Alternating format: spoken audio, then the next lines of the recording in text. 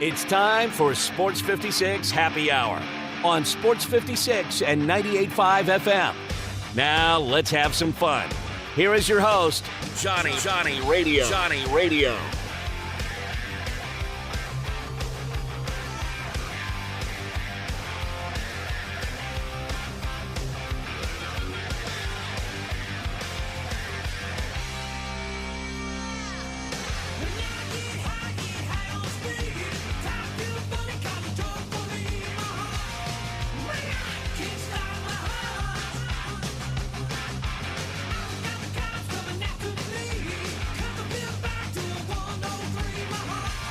Yo. Welcome into a little Sports 56 Happy Hour. I'm your buddy Johnny Radio. I'm hanging out with Jay Morgan Harder all day long, all day strong. We're going to talk a little bit about some college football today with David Cobb, CBSSports.com. We're also going to talk a little bit about, college basketball. What does he think that's going to happen to Mikey? And if you don't know who I'm talking about, it's not the little bitty kid who eats everything. I'm talking about Mikey Williams. I'm supposed to be in the backcourt with Caleb Mills. We'll see what David Cobb has to say about that. We'll also talk a little bit of spring football with him. A lot of interesting, like some of the reports that I've been reading from some of your local beat writers around the Mid-South talking about what's going on in the spring. It's kind of caught my attention. I was reading Jay Greason the other day for the Chattanooga Times Free Press and David Paschal. They were talking a whole lot about Tennessee football. Of course, who's going to replace Hendon Hooker? Everybody knows he's UT's favorite hooker. He's going to be, I think, a pretty good NFL quarterback. I've been watching. Have you been watching any of the stuff with Peyton Manning, who's doing the draft? A lot of times on ESPN2, middle of the afternoon, probably when you're at work, so you might not be able to watch them, Jay. But I will tell you, they are really good. And the film on Hendon Hooker, the more I keep looking at it, is absolutely phenomenal. People talk about system quarterbacks. No, and no. And I also went back and I was looking and I was thinking about this, Jay, and it's going to be a little exercise in basically futility, but it'll be exciting, I hope, for our listeners, because everybody and their grandmother always talks about that number one overall pick. The number one overall pick. You know who has the number one overall pick? The Bears, right? Carolina Panthers. That's right. They traded it to the Panthers. That's correct, sir. They already have Justin Fields. They don't need to grab their quarterback. So I did a little bit of, I would call it Stony MacGyver, sports talk radio host work in the middle of the afternoon on a beautiful day on a Monday. And I went back all the way to 1998. And I looked at the number one overall pick every single year. And I went and I looked at the rest of the draft. Who should have been the number one overall pick? And the reason I did this is because after watching that stuff with Hendon Hooker, and also listening to watching a little NFL Live and a lot of pre-draft draft coverage that was on TV yesterday, Mel Kiper and all the guys, I was listening to them talk about how just Bryce Young and C.J. Stroud and oh my gosh, they're going to be just complete game changers for their franchise. I was also listening to people talk to me, and I don't think they understand the draft because Mel Kiper was saying that the best football player in the draft is Bijan Robinson. The best football player in the draft. Running back from Texas, right? Yes. I don't know if there's another Bijan, is there? Not No, Robinson. That's a great question, actually. Do we know another Bijan? I don't know another Bijan. So I only know him. We talked about, and yesterday they were just talking about how, he should be the number one. I mean, he's the number one player in this draft. And I keep thinking about Jalen Carter, and I know he has some issues with what's going on.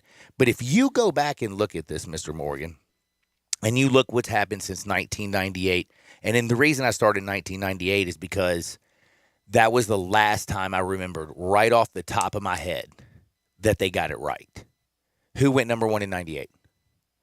Peyton. Damn it, son. You are a genius. No, it feels like 98.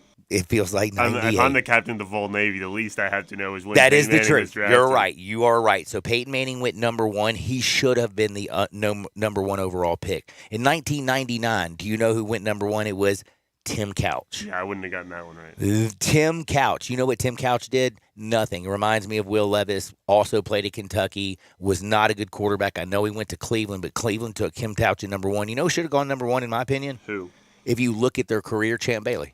out of Georgia. When did he go? He went number 7 overall in that draft. In 2020, do you remember Courtney Brown?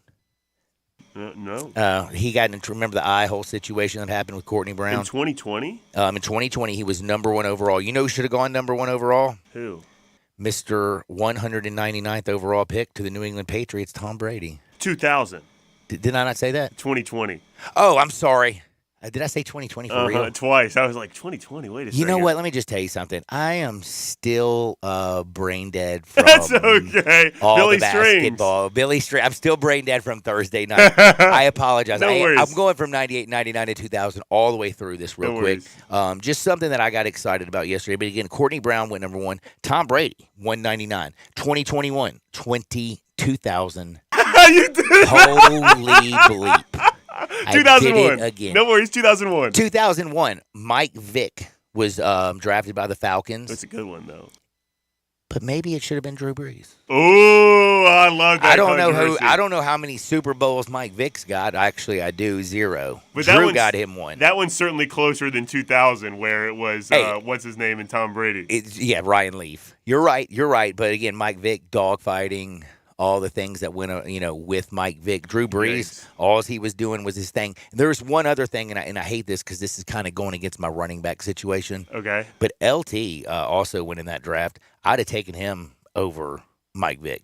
He had a great NFL career. Great touchdown celebration, too, LT. Hey, watch this. 2002. I didn't add the 20. No, That's why I'm so proud of myself. Nailed it. You know who went number 1? It was David Carr, Derek Carr's older brother. Ooh, yikes. Got shell-shocked. I think the best person in the 2002 draft by far was Ed Reed. Ed Reed, he went 24th overall. And again, I'm just doing this in a little bit of futility. 2003, they got it right, kind of. I think I know this one. Carson Palmer. I knew you would know that. I would have gotten that one right. But I will ask you something. Carson Palmer, who was great. Great. Do you want to know who went in 2003 and they did not get drafted? Didn't get drafted at all? At all. Who's that? 2 guys who are straight up ballers. Antonio Gates and Tony Romo. 2 good ones. Did not. Eli Manning, of course. Would you take Romo over Carson Palmer, though? That's a tough one. You know what? I would take Carson Palmer over Romo, to be honest with you. And in the broadcast booth right now, I would have thought it was you know how we used to love. Do you remember when we used to have like this big infatuation and man love for Tony Romo? Yeah, when his first year in the booth, when he was fresh off of watching film from when he was playing. He was an idiot savant. Then he got a little lazy. And now he's so lazy that like his broadcasts are absolutely boring and make no sense. He got his money. He don't need to watch film. He's graduated from having to watch film, hasn't he? He has. But I could do this all day again. Next year was Eli. Well, technically it was Phil Rivers because they were traded. Yes, Eli Manning, Giants, then via the trade, the whole Chargers, via the trade from the Chargers situation. But Phillip Rivers was really good. Ben Roethlisberger was really good. Larry Fitzgerald, who went 3 overall to Arizona that year, would have worked. 2005, they took Alex Smith, number 1 overall, 49ers. I wouldn't know. How about my buddy? Do you remember this guy named Aaron Rodgers? Oh, yeah, he's still playing football while Alex Smith isn't. And they want him to go to Green Bay. Aaron Rodgers fell to 24th. So I can sit here and do this all day. I can get to the Jamarcus Russell when he went to the Raiders in 2007. We can talk about Sam Bradford. Who was 06? Vince Young? 2006 was Mario Williams for the Texans. I would think Haloti Ngata should have been the number 1 pick that year. Do you remember him from Baltimore? Yeah, I don't know why I thought Vince Young was he was the Titans' first pick. Oh no, yeah, but that was like 11th pick overall. 11th? Was it? No, it wasn't 11. Maybe not 11th, but I know he was not the first quarterback taken. But Mario Williams was the number 1 guy. 2007, of course, Jamarcus Russell. Yeah, Vince Young was third. Third. And Reggie Bush was second. Man, they had the whole top 5 picks that year were all bad. How about this? Mario Williams, Reggie Bush, Vince Young, DeBrickshaw Ferguson. And he didn't do jack. And then A.J. Hawk and was it's fifth. DeBrickshaw. Oh, I'm sorry. A.J. Hawk was 5th. Hey, A.J. Hawk might be your guy there. You know what? Maybe. Right? And Vernon Davis was 6th. A.J. Hawk or Vernon Davis, now we're talking. Maybe. Wow, this draft was very bad, the 06 draft. Yes, it was. Terrible draft. They got it right in 2012 with Andrew Luck. Should have been Andrew Luck. He just, sadly. 2014 when Jadeveon Clowney went number 1. You know who went number 13? No. Aaron Donald. Oh, man. Khalil Mack also went number 5, and I still think he did better. But Aaron Donald at 13. So basically, all I'm trying to tell you is a lot of these teams get it right. I could go over this all day long because I went all the way up into this year. Joe Burrow should have been number 1 in 2020 because 2020 I've been liking to say, so I'll bring that up. But what I'm trying to say here is, you're looking at people talking about Bijan Robinson being the best player. You're looking at everybody talking about Bryce Young. He is going to have to be so special at that size. Do I think he's special? I do think he's special, but we talk about availability all the time. Will he be able to take the banging? C.J. Stroud. When you look at C.J. Stroud, do you like him as much as Caleb Williams? Right now, Caleb Williams, of course, cannot come out of the draft. He will be playing at USC. But I look at Caleb Williams as already, I would take them over Bryce Young and C.J. Stroud. I know you can't do that in this year, but what I'm trying to say is these NFL guys, they go out there, they fall in love with certain people, and if you go back and you look at just the way that the draft has gone over the years, I mean, Jalen Hurts just got a bag of money yesterday. First-round pick? Absolutely not. Was Pat Mahomes the first overall pick? No, he was not. Neither was Justin Herbert when he came out of Oregon. You look around Tom Brady, the GOAT, 199th. So this is not an exact science. But there are certain things that I think that these NFL GMs and the draft gurus need to understand. And again, you do not take ever a running back, in my opinion, in the first round. Christian McCaffrey, Saquon Barkley, the only 2 running backs last year who were in the top 10 in rushing. One of them, by the way, was a quarterback in Justin Fields. And they were taken early. But if you look at all the running backs last year, did you see what Tony Pollard did? What? You didn't see what he did last year for Dallas? He did well. He did well. He also got a bag of money, and he's got a broken leg, and they got rid of Zeke over him. So I look at this, and I keep hearing about how Bijan Robinson should be a number 1, first-round pick. I hear about how Anthony Richardson, because of his athletic ability, is going to be awesome. Will Levis. And I keep looking at this quarterback class and saying to myself, if they take 4 or 5 quarterbacks in the first round, how many are going to be bust? More than likely, only one of them will actually be a productive NFL quarterback. And another quarterback like a Brock Purdy, who fell all the way to Mr. Irrelevant last year, who was great for the San Francisco 49ers, he wasn't picked high like Trey Lance. Again, he was taking at the very end. The draft is an inexact science. People fall in love with this and that. But again, I just look at this whole situation after watching, Peyton Manning do his little draft coverage with Hendon Hooker, reading all the stuff about the spring football, them throwing out their guys and just kind of looking at history. I just think to myself, it's amazing how much money, how much time they spend in evaluating these guys and how often they get it wrong. And yes, Jalen Carter for the Georgia Bulldogs, who came in out of shape at his pro day, who was driving 100-some-odd miles an hour when a teammate died and a staffer died in a car wreck. He's made some bad mistakes, but I hate to say this. If you look at him just right now as a football player, he's the most surefire, safe pick in the first round because no matter what you say about maybe his motor or his mind, he can change. You can get him into the right situation. But on the football field, you know what Jalen Carter does? He eats people. He takes up 2 blockers, sometimes 3 blockers every time. I don't know why we make this thing so difficult. And again, why would you ever take a running back in the first round? It's like the old Jeff Simmons deal.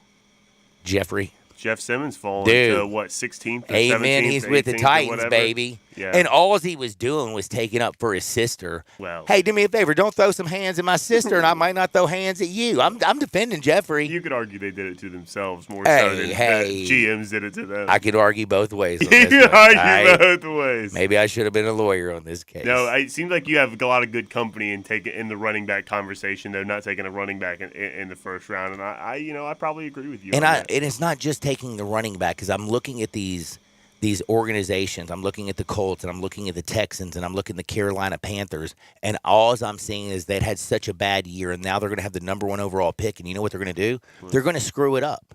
Do you like building from closer to the football outside when you're building a team like this? Like, That's why Jalen Hurts got a bag of money. It's not because Jalen Hurts is the greatest quarterback in the NFL. It's because Howie Roseman, Nick Sirianni, put him in a position to win. They have one of the best offensive lines, period, bar none. That's right. They had a stable of running backs. And, by the way, I don't know if you know this. A.J. Brown. A.J. Brown, they brought in from Tennessee. Devontae Smith. Crazy.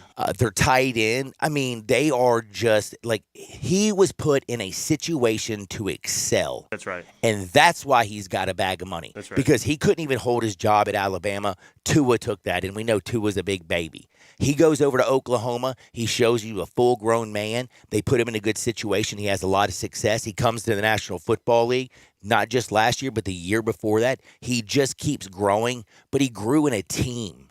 The team grew with him together. That's right. It wasn't Jalen Hurts who walked out there and was like, I'm Pat Mahomes or I'm Joe Burrow. So when you're building a team, I don't understand why people don't look at that a little bit more often.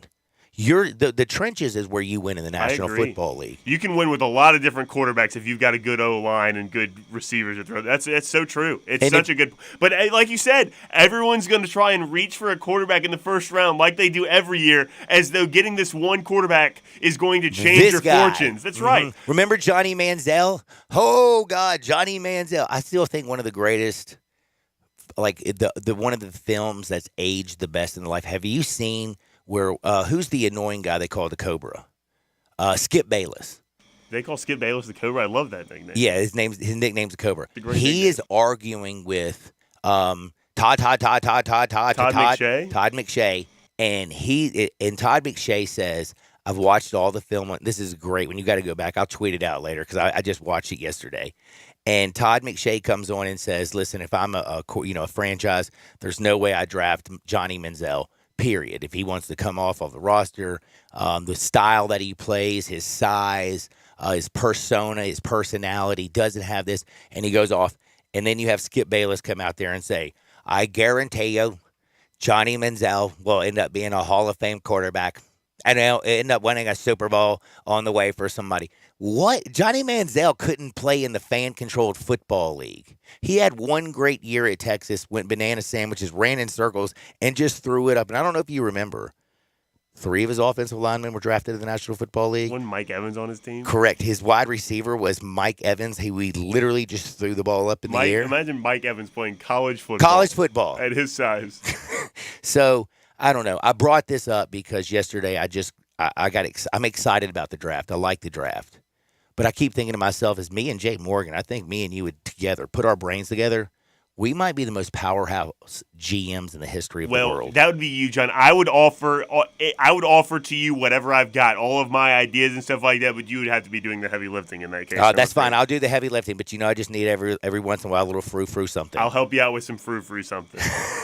But sorry, I went off on a little tangent. No, I thought it was a good segment. I enjoyed the NFL draft talk. I love the NFL draft, but I also love the NBA playoffs. And we got plenty of time to talk about that, John. We got some great NFL action going on. We got to also talk about the Grizzlies. I got some Hardwood stories that are hilarious. And by the way, one of the UFOs that I was excited about turned out not to be a UFO. Well, it was a UFO. It just wasn't an alien. It wasn't an alien. That's right. It was Taylor Swift's stupid laser light show. That's great, though. Can you believe that? Yes. Why is Taylor Swift Tay-Tay? Is that what they call her, Tay-Tay? No, I don't think they call her Tay-Tay. I think they do. T-Swizzy, I've heard. T-Swizzy? No, I've heard Tay-Tay. Okay. And maybe that's like a pet name. Maybe Tay-Tay. Tay-Tay. T-Swizzy. T-Swizzy. Her fans are called Swifties. Swifties? Swifty. Her last name is Swifty. Isn't that something that you mop your floor with? You know what's funny is she is carted onto the stage so that people don't see her walking from her dressing room to the stage for a show. She's carted out actually in like a cleaning box with like mops on top and stuff like that. Isn't that funny? Because she's part of the Swifty. Because she's Swifty. That's right. It's got brooms and mops and she's swifting. Wild stuff Swiffer, today. I think, is what that is. Swiffer. Wild stuff today. We're going to have so much fun, though. Again, don't forget we're talking to David Cobb very soon. DeMar Hamlin, by the way, has been fully cleared. How about that? Congratulations, DeMar. Good for him. in no way that I think that he wasn't going to be, but that's just great news for him, his family, Still remarkable. the Buffalo Bills. I mean, the guy We thought he was dead on the field. Dude, they canceled a football game. Yeah, they did. I feel really bad because do you not remember Oh, I remember, John. I don't think we need to go. That'll be an all-fair conversation we have afterwards. That was I was a little bit harsh on the NFL. Well, John, you're a gambler. John, you're a gambler, and I'm sometimes like Kenny. What's his dude? Kenny Powers? I love Kenny Powers. No, not Kenny. By the way, you know what? I feel bad for Kenny Powers. He's in a show right now called The Righteous Gemstones on HBO. Is that where they're preachers? They're and they're actually like swindlers. They run like a mega church. They're like Tammy Faye and stuff, or Joel Osteen. The dad, exactly. Well, John Goodman's the dad, and he's good. He runs the church well, but all the kids are corrupt by money and power and wanting to take over the church. It's very funny. Then you know what? I think I could pull a Joel Osteen. I think you could too. I definitely could. I got the charm. Just give me a couple jokes. Teach me a little bit about Jesus. No, I know Jesus now. Oh, what are we teaching you? I'm just teach me I don't know, like one of those little phrases, where you just the catchphrases. And they come up on the bottom of the screen. Yeah, you just read. I mean, basically you stand there and read. Somebody else writes it for you. If you want me to, John, I'll work on your resume and get you into seminary school here in the next couple of weeks. Technically, I don't want to go to school because I want to be like, this is nothing that I've been taught. This is all coming from the Holy Spirit, Wouldn't that be even better? Yeah. Well, the Holy Spirit can speak to you in seminary school, I think. I don't know now. I don't know about that. I don't know. Anyway, I don't know how we got so off on the side tangent with that. How did we get on that? You said I'm like Kenny, and I thought you meant Kenny Powers, and then we got in a little about the actor, what he's. He's in The Righteous Gemstones. That's right. And what's his name? Goodman in there. John Goodman. He's also a preacher in that. He's the head of the household, and Adam Devine, who's in Workaholics, is in that. The dumb child. Yeah, that's right. The goofy one. I actually have seen, I think, 2 episodes of that. But, hey, I'm excited again. It is a beautiful Tuesday. We have great baseball on today. We're back in Zach Wheeler. He opened up this morning, minus 35. Looks like a lot of money is rolling in on the other side because now Zach Wheeler is minus 118. They're playing a little doubleheader action. Doubleheader today. And I think the Guardians have a doubleheader today as well. With they Tigers. do. Guardians and Tigers play here in about 30 minutes. I don't know who to take because I don't trust Gaddis and I don't trust Boyd and I don't trust either one of these offenses. This is one of those games where you just don't touch it. Just do not touch it. But I have to. How about a Nerfy? You know what? I would go with a Yerfy. A Yerfy? Yeah, dude. You got Gaddis and you got Boyd. I would go with a Yerfy in the first one. All right. First game of the doubleheader. Second game, by the way, the Guardians and Tigers did at 3:40. But the Phillies, about an hour after we get off the air, 2 hours after we get off the air, Phillies, White Sox, Zach Wheeler, and Lance Lynn is pitching for the White Sox. Former Rebel. Lance, you know what he's been giving up? A lot of home runs left and right. He's been just giving up bombs. I like the Phillies today. They're 6-10 on the season. This is the team that represented the National League in the World Series. I know they're without Rhys Hoskins and Bryce Harper. They got to get things going, and I think their ace, Zach Wheeler, gets his very first win. We got bets. We got basketball. But we got to take a quick break because on the other side, we're talking with our good buddy, David Cobb, CBSSports.com's very own Sports 56, 98.5 FM. We are real sports talk. Sports 56 WHBQ. Available on your radio dial at 560 AM and 98.5 FM, as well as around the world online at sports56whbq.com. Take us with you everywhere by downloading the Sports 56 app. And at home, just say, Alexa, play Sports 56. Wherever you are, stay tuned in to Real Sports Talk. Sports 56 and 98.5 FM. Let's say you need a new car, so you go to a dealer, right? Wrong. You need to go to Mount Moriah Auto Sales. Why? Because why limit yourself to just one kind of car when you can choose from all kinds of cars, SUVs, and trucks? All different years, all different makes, all different models. Really good prices, too. Now, everyone says that about the money, but Mount Moriah Auto Sales proves it. They work hard to get you the deal you want, even financing. Plus, they have a huge full-service department to help you take care of your car.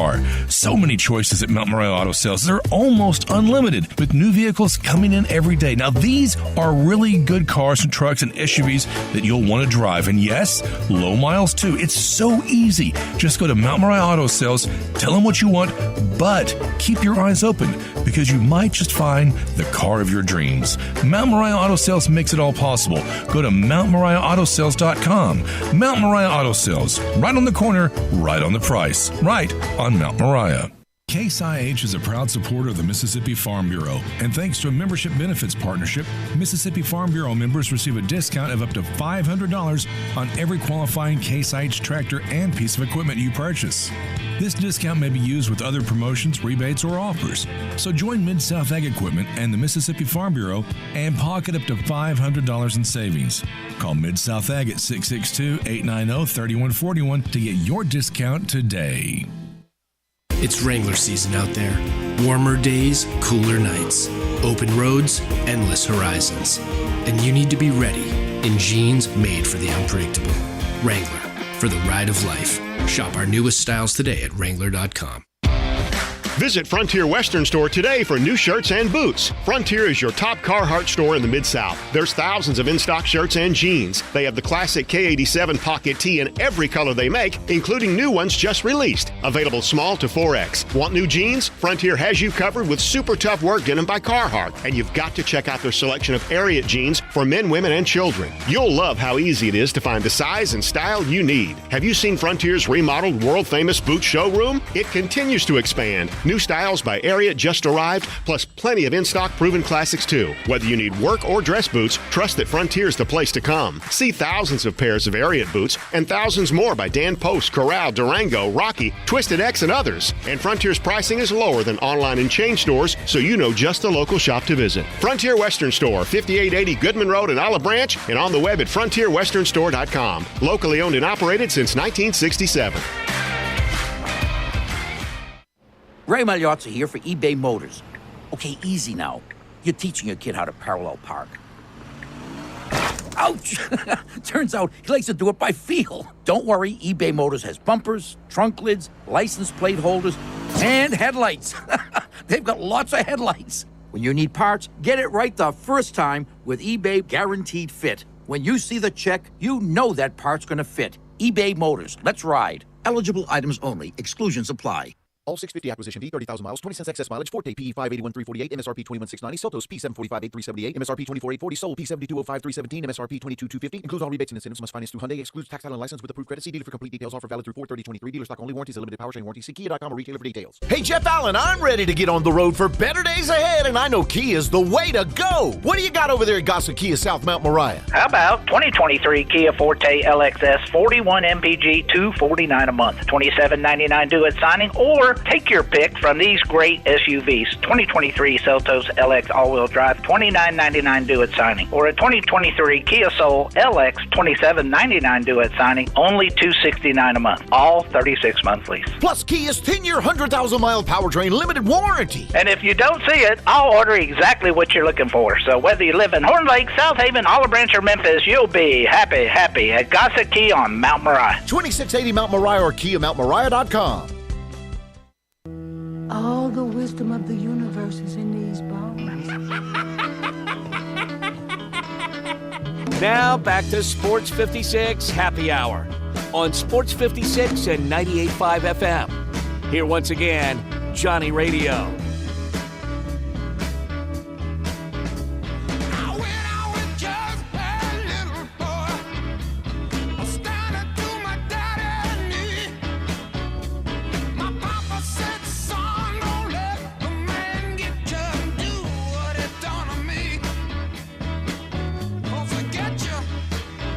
Welcome back to a little Sports 56 Happy Hour. I'm your buddy Johnny Radio. Jay Morgan Harder, he's always hanging out with me. He's a good guy, by the way. You know what, Jay? Can I tell you a secret? If I was the boss or president, you know what I would do? If you were the president. If I was the president of the United States, my gas wouldn't have cost me $4.79 this morning, okay? I can tell you that damn much. And marijuana would be legal everywhere. All right. And you know what else? What? Dude, the oldest profession in the world, we would stop taxing that. I can tell you that much. You won't have to go out to Vegas or just Manhattan either. Speaking of Hendon Hooker, We're going to talk a little bit of college football with David Cobb. We got college basketball. Jay, does David Cobb have a law degree? He might. We have to ask He him, I might. guess. I mean, he's I one of the don't most know exactly. educated, well-rounded human beings I've ever met. But I need to know, has Mikey Williams got a chance to ever make it to Memphis? In fact, let's talk with David Cobb. Hey, what's up, DC? How you doing, my brother? Yo, man, I'm doing all right. I don't have a law degree, unfortunately. But you watched a lot of Law and Order back in the day, didn't you? Yeah, and I read John Grisham novels, and he was a lawyer. So, dude, yeah. I mean, an honorary degree maybe, and from the John Grisham Law School. I think that counts.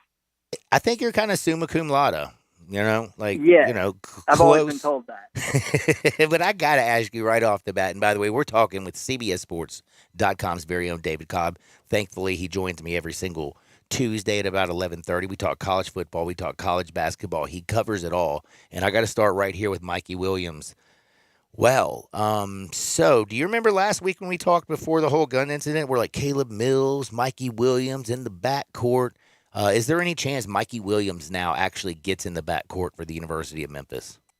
Yeah, still a chance. If Brandon Miller can play for Alabama after what he This is was Bama, not in. California.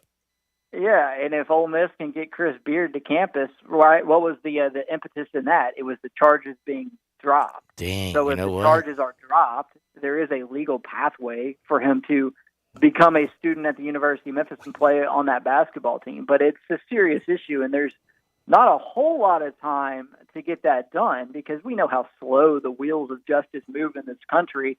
And when you are facing 5 felony charges, those can't just disappear or go away overnight.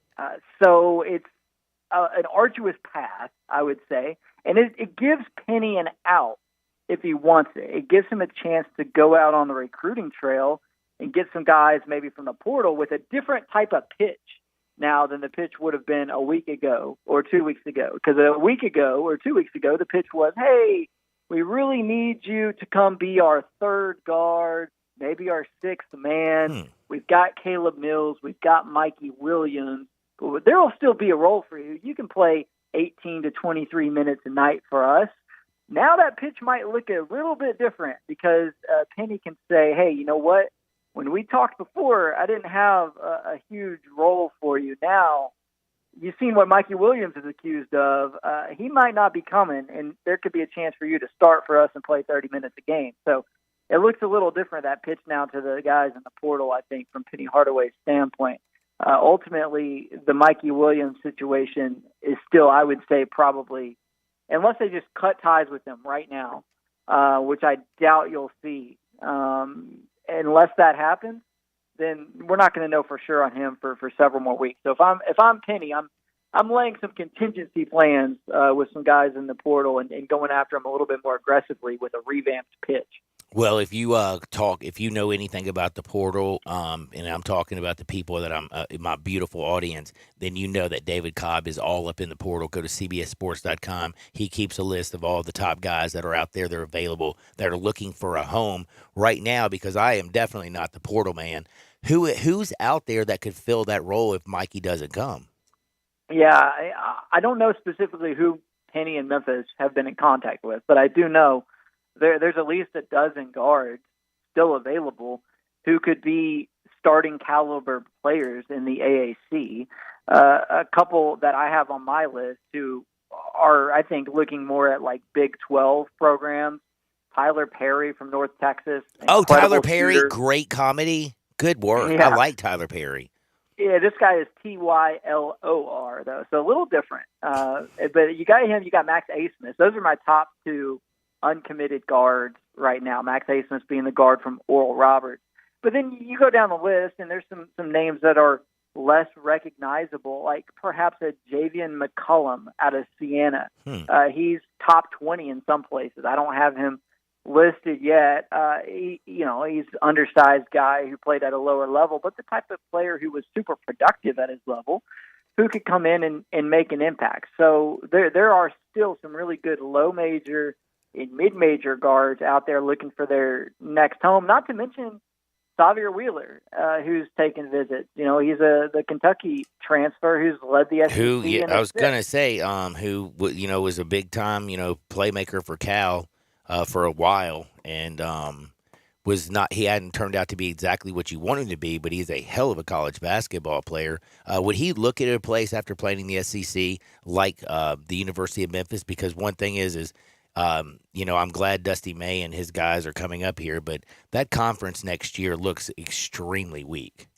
Well, it's Penny Hardaway and it's Memphis. That's the pitch. And I think Memphis, from an NIL standpoint, they're going to look more like a Big East or a Big 12 program than they are a mid-major league. I think from an NIL standpoint, Memphis is in a much better position probably than the other programs in the new look AAC, now that Cincinnati and Houston and UCF are on the way out, right? So Memphis still does have brand cachet on the national level, even if that league is going to be diminished. Penny Hardaway is still the coach. They're still pulling relatively highly touted recruits. They've made the NCAA tournament the past 2 seasons. So, yeah, I don't know that Memphis is immediately a top 10 or 15 destination for these guys when they get into the portal. But as these recruitments evolve, there's only so many roster spots available at those top 10, 15, 20 programs. And Memphis is sitting there looking like an option because it's an NCAA tournament program that has an opening, an availability now for somebody probably to come in and get some shots, be a primary ball handler, be a 1A, 1B with Caleb Mills potentially. So, like I said, not dismissing totally the idea that Mikey Williams makes it to Memphis, but there's going to have to be some fortuitous bounces in the legal system before that ever comes to fruition. So I think it puts Memphis back in the game now in terms of looking for a big time guard in the portal. I will say, though, I would feel a lot better if Johnny Cochran was still alive. Glove does not fit, you must have quit. If the clip does not fit, you must have quit. I don't know what he would have done, but maybe it would have been something different. But I look around, and I wanted to ask you again about what the American's going to be next year. How is Dusty May doing right now when it comes to holding on to all those players and all those sophomores? Has he been getting picked, or is he bringing a lot of them back? No, he's doing quite well in keeping that roster together. In fact, when I go around May 11th, that's the transfer portal deadline, and I'll write a winners and losers from the transfer portal. And you might think that'll mostly be the winners being teams that added really good players through the portal. The losers will be teams that lost good players in the portal. But really, even if FAU doesn't do anything in the portal, to me, they're going to be a winner because to this point, and this can change, but to this point, they've had nobody of any significance opt to transfer from a team that made the Final Four. And when you're FAU and you don't have the collective and the money and the resources and the great facilities and the history and the fan support and all those things, you would expect that somebody from that team would opt to transfer. And that to this point, that has not happened. And that makes them a huge, huge winner in this portal cycle to date. So, I still think the expectations we've put on them are a little bit over the top for next season, seeing them in the top 15 in a lot of the way too early top 25 polls. But it's great for the AAC that it appears as though most of that FAU roster is going to be intact going into next season, which is going to give the league a good addition as they lose Houston and Cincinnati. And those are the only two of significance that they're losing. But to add an FAU team that has its roster back from a Final Four run, yeah, that's big time for the league. How is it that FAU, like the way people used to joke about it, was find another university? It was basically nothing. How did Dusty May do this, and can they keep it going when they move over here to the American? Does this kind of is this a little shot in the arm for them? Yeah, absolutely. I mean, every Gonzaga story starts somewhere, and maybe we're seeing the beginning of FAU's. Like they're one step into that journey. It's going to be a long road before they can ever be considered a sustainable NCAA tournament program. Like, yes, they have Dusty May on a 10-year contract, but there's a power conference program out there who could triple his salary 9 months from now when they've got an opening. That could still happen because the resources just aren't there yet from a institutional support, NIL, facilities, TV money, all that kind of stuff.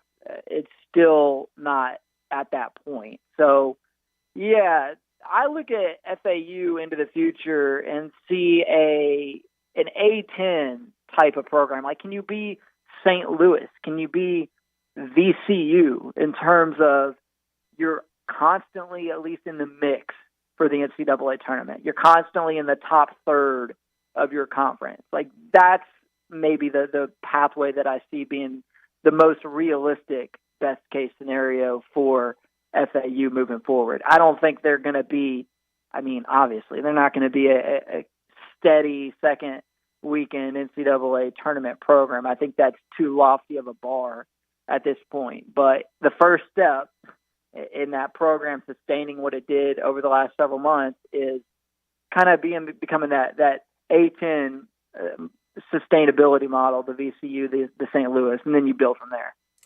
Now, speaking of, we were talking about, of course, Dusty May, FAU. We've talked about Mikey Williams, University of Memphis, all the things that are, everything is fluid as all get out right now.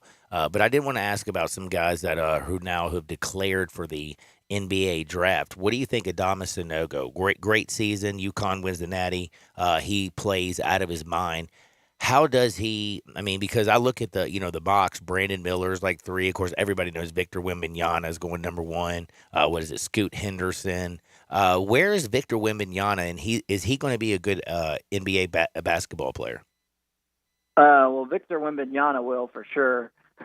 Adamas Sanogo. Sanogo has a chance. He's going to have to. Here's what he's going to have to show, though. Can he grow like 3 inches? Get a little taller? Yeah, right. Exactly. Well, that's the knock. Is when you're a 6'9" center, you're not a great rim protector, and he's not. He's not like a lob threat either. He started to show the 3-point shot in the second half of the season for UConn, so that'll help him. He's got to demonstrate that as a repeatable skill at the combine. And then he's also, I think, the thing that could help him is he's pretty nimble. He's pretty agile for a 6'9" guy, in the sense that you don't necessarily expect somebody with his frame and his build to get out on the perimeter and to be able to stay in front of a guard. I think he can do that, but he's going to have to show it. He's going to have to show that lateral quickness, that agility on defense, along with consistency in the 3-point shot if he wants to have a shot to be an NBA player. I think right now we're talking about a two-way guy. Somebody will take a chance on him because he's got the low post scoring ability for whatever that is worth in the modern NBA. But he's not a rim protector, and he's still got to demonstrate that he can knock down the 3 consistently. He'll have a chance to cling onto a roster in the NBA, but I don't give him a great chance. I'd be surprised if we look up in 5 years and Adamas Sanogo is starting for an NBA team. Back again, I guess we're talking a little draft because I got tons of questions I could ask you all day. Anthony Black, I watched him play a lot of basketball for Arkansas this year. I was never one time in my life ever impressed with him. His ball skills, I think, are trash. Yes, he's 6'7". His shooting skills are extremely average. Why is he a lottery pick on most people's board? I don't see what they're talking about, not even close. I would take my little guy from Kentucky, was it Wallace, over him anytime, all day, every day. Why is Black getting so much love? He's got good hair. He's got good hair. That's about it. Well, when you're a 6'7" point guard, but is he really a point guard? I think do you not? Am I just saying this because you do this more? I think his ball handling skills are straight up trash. Like he is a one-stroke joke, a one-move bomb. He can't go strong with the left. I don't know. I'm just totally off on him. Am I crazy? Well, I think that all the tools are there. So from an NBA scouting perspective, you're like, okay, he's 6'7". He's got enough form on his shot that we can work with. Because he shot less than 30% from 3, didn't he? He was right at about 30. He was right about 30. 5 yards, though. I mean, he has a good float game. He can get that floater off over most bigs because he's a bigger guard.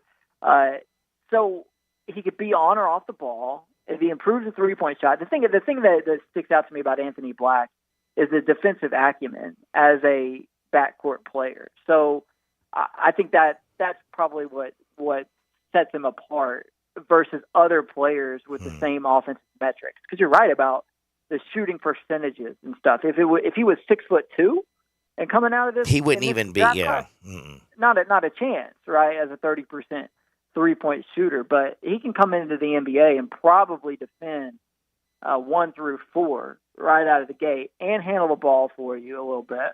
And like I said, he's got the float game down already, so he's got to get better at the three-point shot. There's no doubt, but he's coordinated, he's athletic, he's got good size.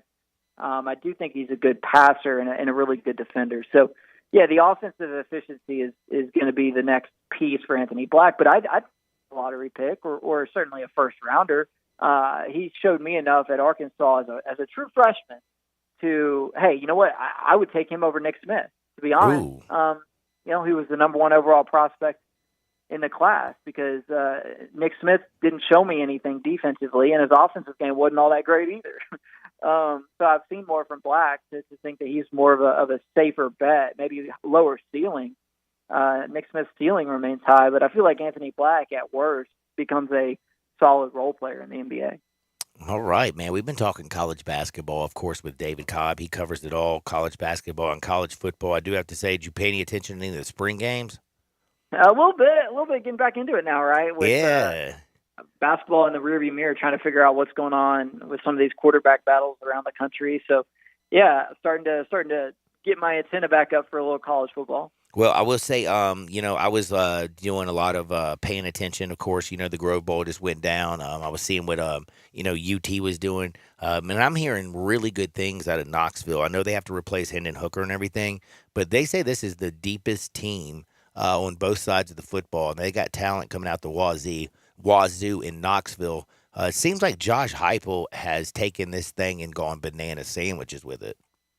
Yeah, the biggest question, obviously, is how do you replace Hendon Hooker? I think that looms large over everything because of how important the quarterback is to what a Josh Heupel team is going to be.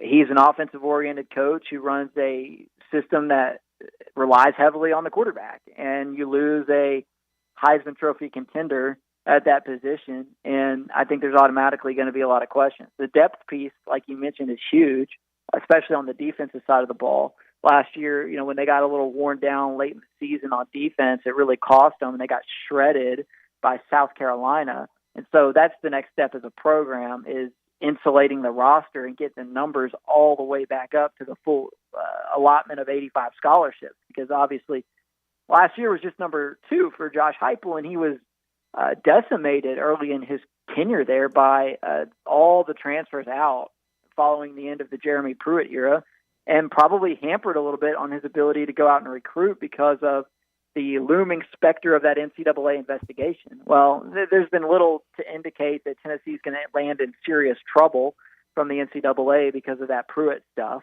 So I think that's been huge, is being able to go out and build a little bit of depth, especially on defense. And then the other piece is the quarterback. We think Joe Milton is going to get the first shot. I'd be shocked if he didn't.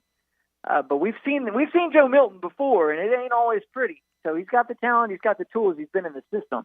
But you have, do you feel a little bit better with what you saw Joe Milton do last year in the bowl game? Because we've always known he had the biggest arm in the whole wide world. But it seems like this young kid's actually put his head down, learned the playbook, and he's found a little bit of touch. Well, we'll see. I'll be curious to see what that looks like in an actual football game. I'll be curious to see if that's still the case come the season opener against Virginia here in a few months. And the pressure's on him because he's got Nico at his heels behind him, a 5-star prospect and somebody who a lot of people think will play in the NFL as a starting quarterback someday. So, yeah, the thing that works in Joe Milton's favor is the continuity that he has in the system and the faith that Josh Heupel has in him. I mean, Heupel recruited him back when he was at UCF. Heupel gave him the first shot over Hendon Hooker 2 years ago. So clearly there's a lot of belief and a lot of trust in that relationship, and now there's a lot of time in that system. But as great as those things are, they don't necessarily equate to the touch that's required to put on the pass, right? Like Tennessee throws a lot of deep balls. I don't care how far you can throw it. If it's not close to the wide receiver, it don't work. Exactly. You have to have some touch there as well. You know what? You can have a 103-mile-an-hour fastball, but if you can't throw it for a strike, what good does that do you? In the end, you would prefer 96 and a guy who can touch the zone versus 103 and somebody who can't. And that's always going to be my question on Joe Milton. Yeah, just ask Rick Ankiel. Remember, he had a gun. Mm-hmm. And then all of a sudden, he ended up going to play outfield. He went to go play outfield because my man couldn't throw his strike. So maybe we can put Joe Milton at safety or something. You know what? I don't know, man. I think he actually might be a really good tight end, man. He's such a big body. But hey, David, I appreciate your time. CBSSports.com is where you check him out. Follow him at David W. Cobb, of course, on the Twitter. What are you working on right now? Plug away. Yeah, another transfer portal ranking update likely coming today, and then later this week we will have an all-transfer team from this past season in college basketball. Sort of a new thing we'll be doing with honoring the transfers who stood out at their new schools this past season. Well, David, I do have to tell you something. I hope you go out there, enjoy a lot of your work, do everything, and I have a feeling that you're about to have a hole-in-one come up this week, okay? Wow. Yes. Okay. I'm feeling it. I'm telling you, you're going to get on the golf course. You're going to hit the hole-in-one. When I get this right and you come on and join me next week, you have to give me all the credit. I will. I'm excited now. I'm going to play golf this afternoon now that you say that. Hey, man, be blessed. That's David Cobb, CBSSports.com. We got to take a quick timeout. We're going to be back in 2 shakes of a lamb's tail. Sports 56, 98.5 FM.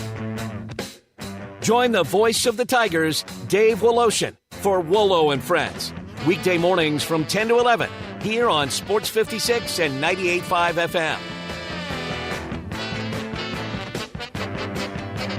When I say hot wings, the first flavor that pops into your head is buffalo, right? Well, let the Crazy Coop open your mind and awaken your taste buds to a huge variety of crazy chicken wing flavors, like Buffalo Ranch, a perfect combo of ranch with just a little kick. Mango Habanero, the sweet taste of mango that's followed by the heat. Or Sweet Maple Bourbon, the taste is going to remind you of chicken and waffles. Now, that's just 3 of the 27 chicken wing seasons that you can get at the Crazy Coop. Now, you can try those 3 seasonings in a lunch special on 3 whole wings or 6 party wings with a regular fry and drink for just $9.99 at the Crazy Coop, 7199 Stage Road in Bartlett, and opening April 21st, the Crazy Coop Express at 1315 Ridgeway off Poplar. Now, some do like it hot, and if you're one, then try the Crazy Sweet Lemon Pepper Hot or the Crazy Suicide. But if you've got a more subdued palate, then try the 4 cheese, roasted garlic, or barbecue bacon. You want the sauces and seasonings without the chicken? Okay. Family owned and operated, the Crazy Coop. You'd be crazy not to visit the Coop. All 650 acquisition fee, 30,000 miles, 20 cents excess mileage, Forte PE 581,348, MSRP 21,690, Seltos P 745,838, MSRP 24,840, Soul P 7205,317, MSRP 22,250. Includes all rebates and incentives. Must finance through Hyundai. Excludes tax title and license with approved credit. See dealer for complete details. Offer valid through 4/30/23. Dealer stock only. Warranties. Limited powertrain warranty. See Kia.com or retailer for details. Hey, Jeff Allen, I'm ready to get on the road for better days ahead, and I know Kia's the way to go. What do you got over there at Gossett Kia South Mount Moriah? How about 2023 Kia Forte LXS 41 MPG $249 a month, $27.99 due at signing, or take your pick from these great SUVs. 2023 Seltos LX all-wheel drive, $29.99 due at signing, or a 2023 Kia Soul LX, $27.99 due at signing, only $269 a month, all 36-month lease. Plus Kia's 10-year, 100,000-mile powertrain limited warranty. And if you don't see it, I'll order exactly what you're looking for. So whether you live in Horn Lake, South Haven, Olive Branch, or Memphis, you'll be happy at Gossett Kia on Mount Moriah. 2680 Mount Moriah or KiaMountMoriah.com. This is Kelly Erb with Mark Spensdorf Realtors. I have worked with Sheldon Rosengarten for over 10 years and have noticed something about the way he works with his clients. He is way too honest, and they are grateful for us for pointing out things they were not aware of. This is Sheldon, and yes, being honest has caused people to really think about what they need to do to sell their homes or when they buy. Kelly and I have advised people about what are the best and most economical things to do to prepare their homes for the market to get the best prices. And Sheldon, we always provide our buyers with the necessary background research research to advise them before they make an offer on a house. And yes, we have even sometimes talked clients out of buying, and they're grateful for us pointing out things they were not aware of. So if you're thinking of buying a home, call or email Kelly or me, and before you list your home, talk to 2 to 3 real estate brokers, but make sure we are one of them. Yes, remember to call me, Kelly Erb, at 355-3830. And when you want the job done, call Shell Done at 483-0546 or MemphisRelocate.com. Call us today. Hurry and shop the final days of SpringFest at Lowe's and get the best values of the season before they're gone. Save big across the store for projects inside and out.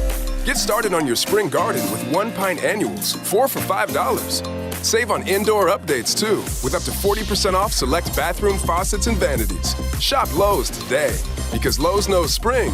Lowe's knows home improvement. Valid through 4/19. Annuals offer available in-store only. Excludes Alaska and Hawaii. Selection varies by location while supplies last.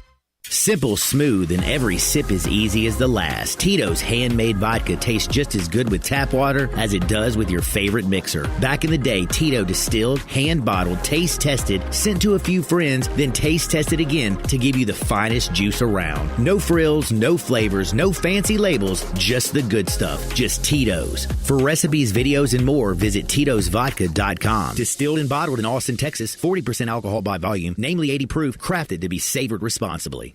Inventory is arriving daily at Gossett Mitsubishi on the Pike, and we're ready to put you in a new ride today. Great things come in subcompact packages, like your new 2023 Mitsubishi Mirage G4, 41 mpg highway, buy for $18,245 or $299 a month. And take sporty to a whole new level in the 2023 Eclipse Cross Rally Art, with rally-inspired trim, $399 a month, or buy for $31,235. Or 2023 Mitsubishi Outlander, 7 seats, now $34,055, or just $499 a month. And you'll get peace of mind with Mitsubishi's 10-year, 100,000-mile powertrain limited warranty. That's Gossett Mitsubishi, 1870 Covington Pike, or shop online at MemphisMitsubishi.com. If you want it, we got it at Gossett Motor Cars. All 500 military rebate, G4 PHF 03721, MSRP 18745, Eclipse PC 037627, MSRP 31735, Outlander PZ 12158, MSRP 34555, includes all rebates and incentives, 695 PF, excludes tax title and license. See dealer for complete details. Offer valid through 4/30/23 with approved credit dealer stock only.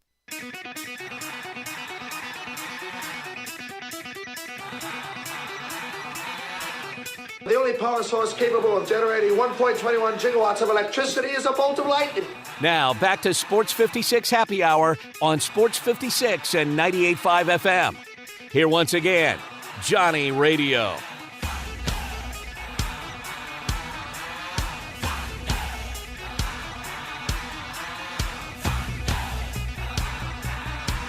Welcome back to a little Sports 56 Happy Hour. I'm your buddy Johnny Radio. Thanks to David Cobb from CBSSports.com. He joined us on the other side. We talk college basketball. We talk college football. All kinds of things are going on. It's the spring. We had this thing called the Masters. DeMar Hamlin's now been cleared. Masters. Like, you know what happened? Like, it happened. What I'm saying is there's so much going on. We have the XFL and the USFL, and we have golf, and DeMar Hamlin can play. We have the transfer portal. Mikey Williams is getting arrested. I mean, there's so much going on that we haven't even talked about basketball. And the Masters. Yeah, it happened. And the Masters. And a guy from Spain won that junt. His name is John. What do they say in Spanish for John? I don't know. I'm asking you. Like, I know in French they say Jean. In Spain, do they just call him John, or is it like... I don't know, actually. I think it's just John, probably. That doesn't sound very Spanish to me. Like, Sofia Vergara is Spanish. Sofia Vergara? Yeah, that's... I think she's Colombian. God, I love Colombia. Okay, how about another Spanish chick who's beautiful? Come on now, there's a bunch of them. Give me one. I don't know, I'm blanking. What's the one that was older, and now she was never mind. You know what? I got to talk to y'all about something important. Basketball. Selma Hayek. Dude, she's dude. Have you ever seen Eva Longoria? Is she Spanish? I don't know. Did you know she married Tony Parker? Is that right? Eva Longoria married Tony Parker, and then they got after divorced. they consummated their marriage, she left Tony Parker. I don't know what that says. I'm just saying, Tony Parker, a guy who was an assist guy who always helped other people, doesn't seem like he was good for Eva Longoria. Tonight, though, we do have the Hawks and the Celtics. I think the Celtics beat the brakes off the Hawks. We're going to talk about them. Knicks Cavaliers. Ho, ho, ho, ho. Are the New York Knickerbockers, are they going to go on the road and take this thing to 2-0? I doubt it. Donovan Mitchell, Spidey Man's going to go banana sandwiches. In the late night action, Suns and the Clippers. Sorry, I coughed. I had to do a little dump button. No, you fooled me. You know, back in the day, we used to be able to smoke heaters on this side of the glass. Really? Yeah. Can't do that indoor anymore. Really? Mm-hmm. That's why I don't know why we still have the dump button until every once in a while I have to do a little cough. Yeah, cough button. But we have 3 games tonight. We got to talk about on the other side with Jay Morgan, the savant. We got to talk about Draymond Green stomping on Sabonis. Do have to admit, Sabonis was such a baby. He would never be in the WWE. He just got stepped on by Draymond Green. It was kind of a weak step on, and he held his ankle. That's why there was a foul called on him as well. And Draymond Green's taking way too much heat for this.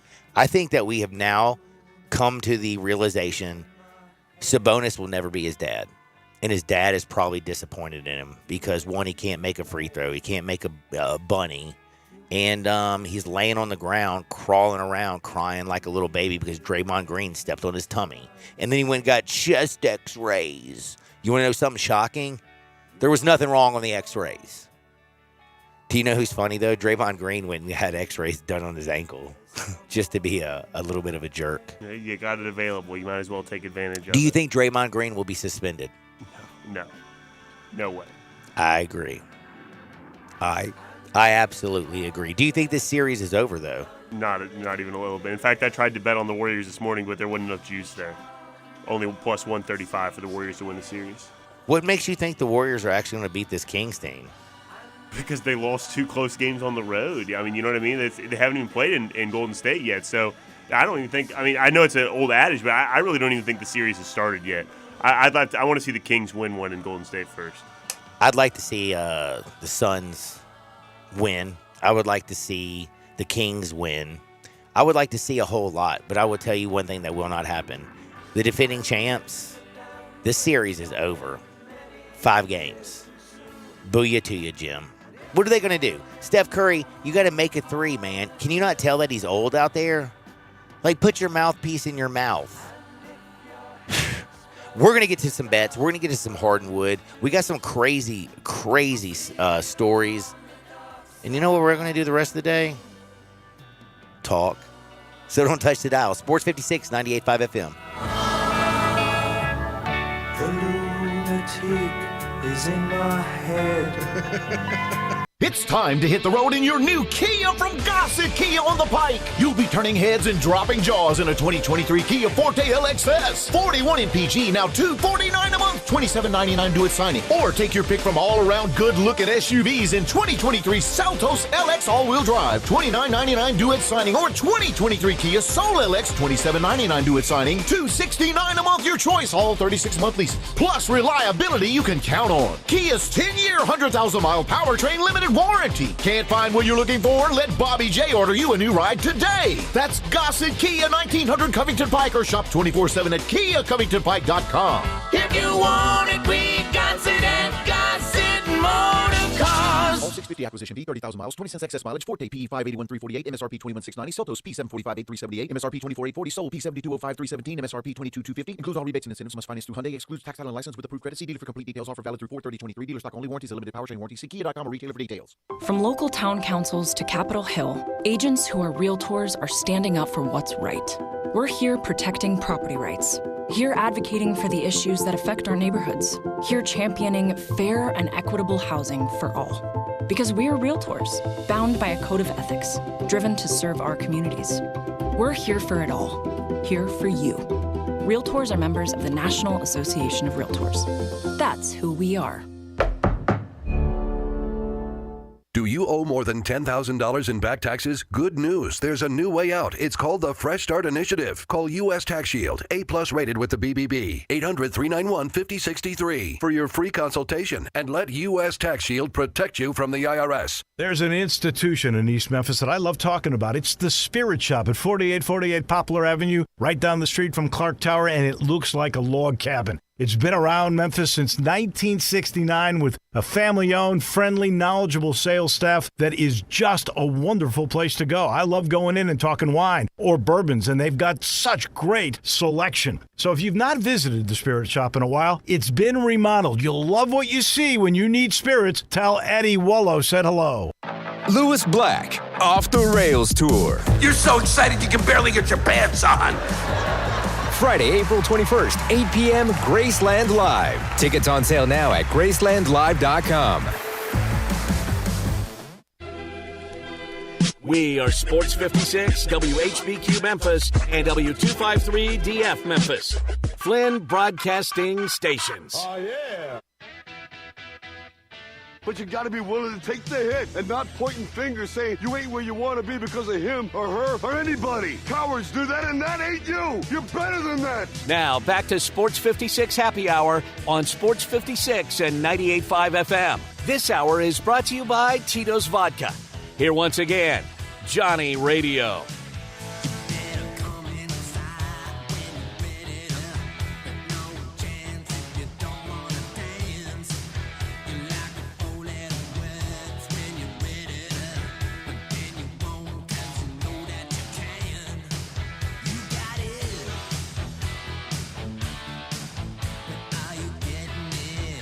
Welcome back to a little Sports 56 Happy Hour. I'm your buddy Johnny Radio. Jay Morgan's hanging out with me. We got a little bit of NBA action we got to talk about. 76ers took care of business last night. They beat up on the Nets in a very low-scoring basketball game, by the way. Do you know that only 23 basketball games the entire season went where neither team scored 100 points? Wow. Think about it. There was over 1,700 basketball games this year. Only 23 never had a team make it to 100. It happened in the playoffs. The 76ers defense was just out of control, and the pace of play was just about as boring as all get out. Really? You thought that game was boring? I didn't. I mean, yeah, I kind of did. No, I didn't view it. I thought it was really good, to be honest. So 35 points in an entire second half of 24 minutes of basketball you think is exciting basketball? I suppose if you put it that way, I have to say yes. I mean, I don't know if you know this, but in 24 minutes, they scored how many points? 34. That's ridiculous. That's that's pathetic. Come on now. The Nets got to put the ball on the hole. They couldn't do it. James Harden, I thought, looked bad, but they still won.